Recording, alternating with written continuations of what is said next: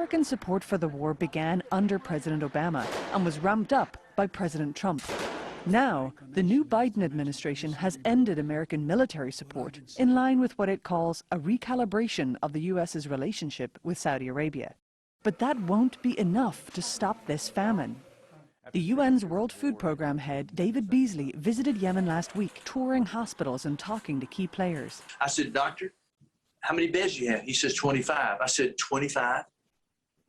I said, what do you do if you don't have enough beds? And she said, "I send them home."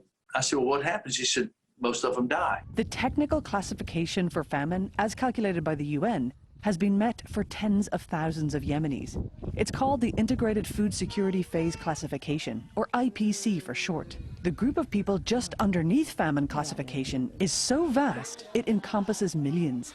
That has never been seen on this scale before in modern times. Well, actually, when famine hits, it's almost too late.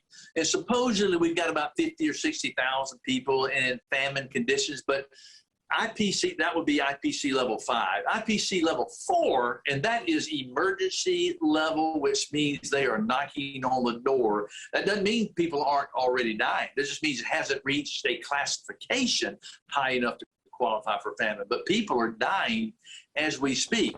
The blockade on rebel-held areas has made it difficult to access fuel. The gas nearby, on ships in the waters off the main port controlled by the rebels, but it's being blocked by the Saudi-led coalition from coming in to dock and offload. I can understand in war you have certain types of blockade, but there's certain things that must come through that allow innocent victims of war to survive.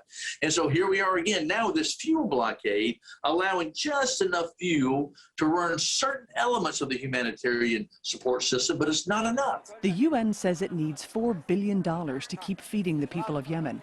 In a summit last week, international donors pledged less than half of that.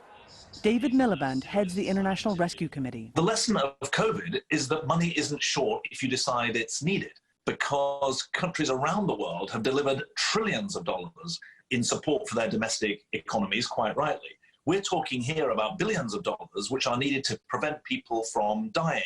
The Biden administration has appointed a new U.S. envoy for the peace process, Timothy Lenderking. And there are efforts to get all sides to negotiate. Yet, in the meantime, paradoxically, fighting has ramped up. An offensive by the Houthis to take the eastern city of Marib has intensified in recent weeks.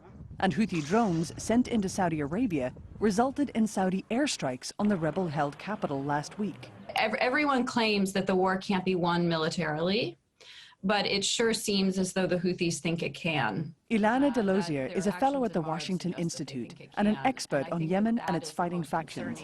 A road to peace, she says, will be complicated by the fractured reality of the fighting groups on the ground. I think what most of them are doing is saying, okay, my enemy did this yesterday, I'm going to do this today in order to position themselves better in the future. As for the Saudis, it will be very tough for them to get out of their 6-year quagmire in Yemen without further destabilizing their own long border with the country. In some ways, the war has become a defensive war. I'm not saying it's not also still offensive, but I'm just saying that there is more of a defensive element to it since the Houthis have been able to send missiles into Riyadh. For the 29 million Yemenis left stuck in this war, diplomatic efforts to end it hold their greatest hope. A vital part of that will be getting the economic hardships eased and also getting the world's attention long enough to care.